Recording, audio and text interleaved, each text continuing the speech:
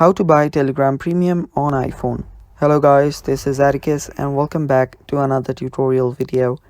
In today's video, I'll teach you guys how you can buy Telegram Premium on iPhone. So, without any further ado, let's dive right into it. So the first steps first, make sure that you have the Telegram app up to date to its latest version. After doing that, you can open it up and log in into your account. Now what you'll need to do is head over to the bottom right corner to the settings. After you're on your settings, scroll down for a bit and there you should find an option called Telegram Premium. Tap on it. After you tap on it, you should be on Telegram Premium page right here.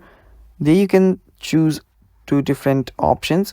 Now the first one is annual package, where you will only have to pay $2.99 per month. There is even an offer going on right now. The other is a monthly package.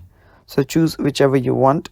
You can see all the features that you get with the Telegram Premium. And after you read through it, you can then tap on subscribe for this dollars. Now you will need to have your payment method installed or set up in your iPhone, and after doing that you can simply pay for it, and that's basically how you buy Telegram Premium on iPhone. Thanks for watching guys, stay tuned for more.